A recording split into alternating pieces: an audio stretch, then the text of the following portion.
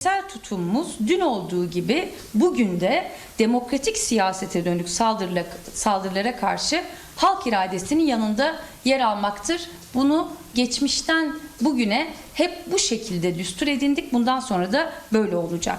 Dolayısıyla mutlak butlan kararı yalnızca bir siyasi partinin yönetimini, delegelerini ya da ona gönül veren milyonlarca seçmeni değil, demokrasiyi esastan etkilediği için hepimizi, tüm Türkiye'yi ilgilendiriyor.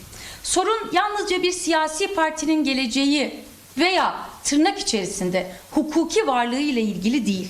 Mesele Türkiye'nin demokrasi meselesi. Eğer bugün ana muhalefetin yönetimine yargı eliyle müdahale edilebiliyorsa, yarın herhangi bir siyasi partinin akıbetine de yargı eliyle müdahale edilebilir demektir. Yarın herhangi bir belediyenin de aynı şekilde geleceğine, yapacaklarına, kararlarına müdahale edilebilir demektir. Yani halk iradesi doğrudan müdahaleye açık hale getiriliyor. Bu karar Türkiye'nin demokratik geleceğine dönük doğrudan bir müdahale. Bu yüzden sadece CHP'ye değil, böyle değerlendirmek eksik kalır.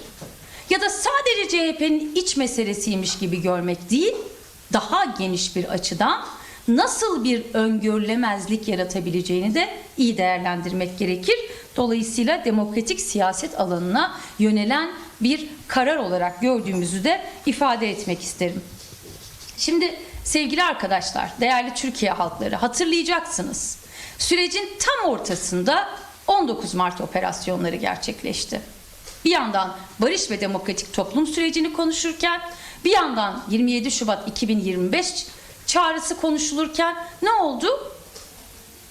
19 Mart operasyonları başladı. Şimdi de yasal düzenlemeleri tartışmaya başladığımız, hatta eşiğine geldiğimizi düşündüğümüz bu günlerde alınan mutlak kararı açıkça barış ve demokratik toplum sürecini gölgelemeye dönük adımlar olarak değerlendiriliyor. Ve bizim tarafımızdan da böyle görülüyor, böyle değerlendiriliyor. 19 Mart'ta da ifade etmiştik. Bugün de tekrar bunun altını özellikle çizmek isteriz. DEM Parti için bu kritik dönemin kilit kavramları var. Bu kilit kavramlar yalnızca DEM Parti'nin kavramları değil, Türkiye toplumunun beklentisi. Dolayısıyla bu anahtar kelimeler Türkiye toplumunun tamamının geleceğini ilgilendiriyor. Nedir bunlar? Ne kadar barış, demokrasi, özgürlük, adalet, hak, hukuksa o kadar da güven, sağduyu, umut ve iyimserliktir. Öyle olmalıdır. Barış ve demokrasi birbirinden ayrılamaz. Hepimizin bu konuda karamsarlıktan çok iyimserliğe, umuda ihtiyacı var. Güvensizliğe değil, güvene ihtiyacı var. İnançsızlığa değil, inanç duymaya ihtiyacı var. Toplumsal barışı sağlama çabalarının yoğunlaştığı böylesi tarihsel bir dönemde hukuk dışı her karar, her uygulama, antidemokratik her gölge ancak ve ancak barış ve demokratik toplum sürecine olan inançsızlığı büyütür ve ne yapar? Kutuplaşmayı arttırır. Dolayısıyla yargı, siyasi alanı düzenlemenin ya da muhalefeti şekillendirmenin aracı olmamalı. Artık siyasetin emrinde yargı görüntüsünden Türkiye kurtulmalı. Yargının görevi hukukun üstünlüğünü korumaktır. Milyonlarca seçmenin demokratik iradesini ve siyasi tercihini yok saymak değil. Siyasetin seyri mahkeme salonlarında, adliye koridorlarında belirlenmemeli. Özellikle içinden geçtiğimiz dönemde siyaset özgür ve demokratik olmalı. Tüm çabalar siyasetin özgür ve demokratik bir şekilde yapılabilmesi, halk iradesinin esas alınması için. Artık hukuk dışı ve antidemokratik uygulamalardan bir an önce vazgeçilmeli, bu uygulamalardan, bu yanlış politikalardan geri dönülmeli. Yine sevgili arkadaşlar, değerli Türkiye halkları, partimiz tecrübeyle biliyor ki böyle zor zamanları aşmak serin kanlı ve bütünlüklü bir duruş gerektirir. Türkiye'nin en eski siyasi partilerinden biri söz konusu bugün. Cumhuriyet Halk Partisi köklü bir siyasi geleneği temsil ediyor. Bu zor günleri de iç dinamikleriyle birlikte kurumsal kapasitesiyle bütünlüklü bir şekilde aşacak güce ve deneyime sahip olduğunu düşünüyoruz. Buradan da bütünlüğünü koruyarak çıkmasını temenni ediyoruz. Olması gereken de budur.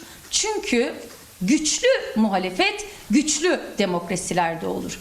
Bütünlüklü muhalefet yine demokratik ülkelerde olur ve muhalefet sadece demokrasilerde vardır. O yüzden biz Cumhuriyet Halk Partisi'nin de bu zor günleri bütünlüklü duruşunu koruyarak yine bütünlüklü bir şekilde aşacağına inanıyoruz.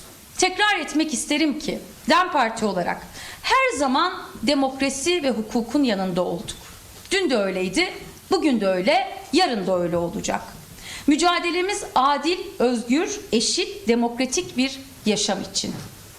Hepimizin soluk alabileceği, hepimizin eşit bir şekilde soluklanabileceği bir ülke için. O yüzden bizim tarafımız net. Demokrasi, demokrasi, demokrasi. İşte olduğumuz taraf tam olarak burası. Bu ülkede yüreği demokrasiyle atan milyonlarca yurttaşla bir aradayız, yan yanayız. Bir arada ve yan yana olmaya devam edeceğiz. Adalet özlemi duyan, bunun için mücadele eden, barışçı bir toplum yaratmak isteyen, demokratik bir ülkede herkesin eşit bir şekilde yaşama hakkı olduğunu bilen ve bunun için sorumluluk hisseden herkesle birlikteyiz. Diyarbakır'dan İstanbul'a kadar demokratik yaşam için hep birlikte mücadele edeceğiz. Barışla inşa edilmiş demokratik toplumlarda haksızlığa, hukuksuzluğa, adaletsizliğe yer yoktur. Adaletle ve hukukla bağdaşmayan kararlara da yer yoktur. DEM Parti olarak demokratik değerlere ve barış sürecine sımsıkı sarılarak her türlü haksızlığa ve baskıya karşı mücadelemizi sürdürmeye devam edeceğiz. Sevgili arkadaşlar, biliyorsunuz ilk andan itibaren eş genel başkanlarımız dayanışmalarını CHP Genel Başkanı Sayın Özgür Özel'e ilettiler. İstanbul İl Örgütümüz bir dayanışma ziyaretinde bulundu, ortak bir açıklama yaptılar. İzliyoruz, takipteyiz, değerlendiriyoruz ve yineliyoruz. Tarafımız ve durduğumuz yer hukuk, adalet ve demokrasiden yana. Bundan sonra da böyle olacak. Çok teşekkürler geldiğiniz için, takibiniz için ve değerli Türkiye halkları, sizler de izlediğiniz için. Biliyorum merak ettiğiniz bir başka soru var. Siz sormadan hemen o soruyu da yanıtlayacağım. O da yakın zamanda, yani bayramdan önce DEM Parti İmralı heyeti Sayın Öcalan'la İmralı Adası'nda bir görüşme gerçekleştirecek mi sorusuydu. Onu da hemen yanıtlayayım isterseniz. Beklentimizin bu yönde olduğunu söylemiştik. Bir aksilik olmazsa İmralı heyetimiz pazar günü İmralı'da Sayın Öcalan'la görüşmeyi planlıyor. Umarız bir aksilik olmaz ve bu görüşme gerçekleştirilebilir. Bu havada da olsa, bu koşullarda da olsa moralimizi yüksek tutup umuda sarılarak bayrama gidiyoruz malum.